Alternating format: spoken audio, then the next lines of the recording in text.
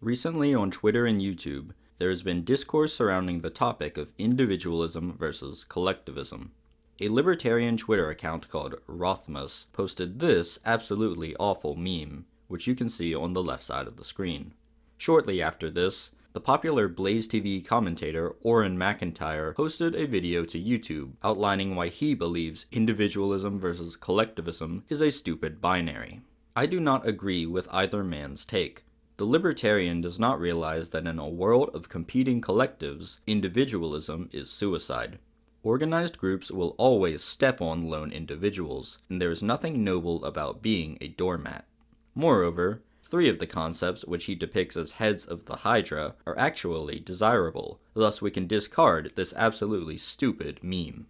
Orrin McIntyre is much more intelligent than Rothmus, however I do not find McIntyre's claim compelling.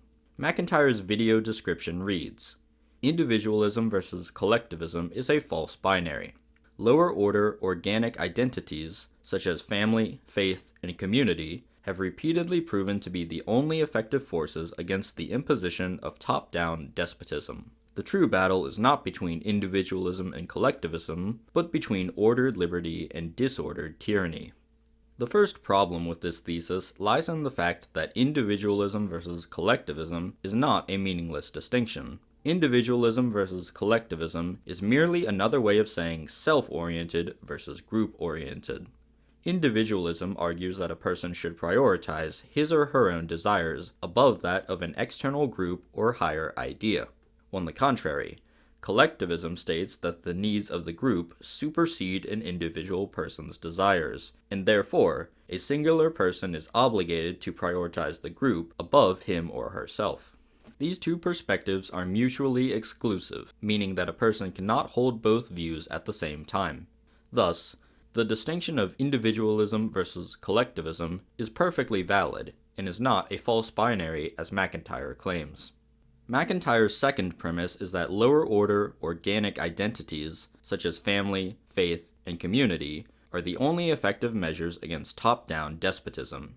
It is curious that he lists faith as belonging to the category of lower-order organic identities. For one, it is difficult to imagine religious people referring to their faith as lower order. Perhaps McIntyre means to say that things such as family, religion, and local communities are concrete, and therefore are more relevant to a person's life than abstract concepts. This is a more charitable interpretation, but if we assume this is what he meant, there is still the matter that he identifies top-down despotism as the thing which family, faith, and community safeguard against.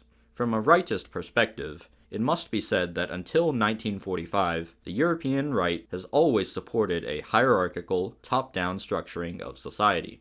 In the Middle Ages, God sat atop the hierarchy of society and was owed the king's obedience, who in turn was owed the fealty of lords, who in turn were owed the fealty of the peasants. More recently in the 20th century, right-wing European societies still maintained this hierarchical, top-down structure even after the fall of monarchies.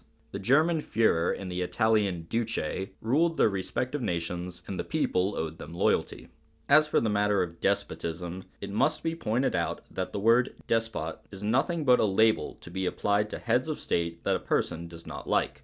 The term is subjective, and rulers which some consider to be despots are called leaders or great men of history according to others.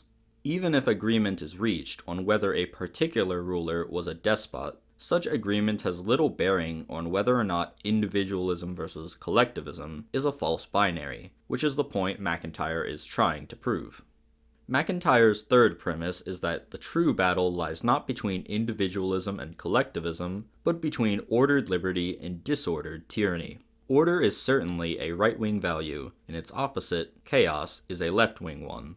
I do not disagree with McIntyre for pointing this out. However, I must take umbrage with the idea that the true battle lies between liberty and tyranny. This is a very American way of conceiving politics, and I do not believe that it is congruent with right-wing thought. The primary issue from a rightist perspective is the survival of the European peoples. Liberty is the chief concern of libertarians and American GOP types, whereas our race's survival is the chief concern of the right.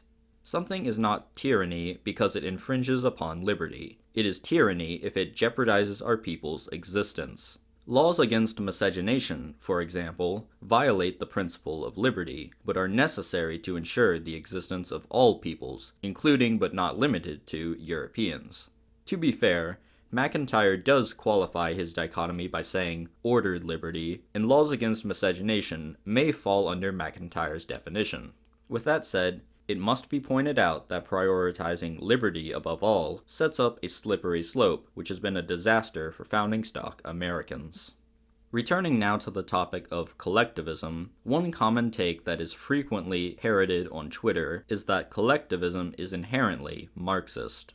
This flawed belief causes many less informed right-wingers to defend individualism out of instinct. This is a mistake. Collectivism simply means group-oriented. It is not particular to the left. As men and women of the right, we believe in prioritizing things such as the nation, family, and our race above ourselves. We are not atomized individuals. We belong to groups and exist in a system of relationships and duty. It is not left-wing to value the well-being of our people above that of ourselves. Thus, collectivism is not a dirty word, and we should not fear the term merely because libertarians on Twitter consider it to be Marxist. These are some of the reasons why individualism versus collectivism is not a false dichotomy, and why collectivism is not a dirty word. It is important for us to define what we believe and not reject an idea merely because Twitter libertarians associate it with Marx.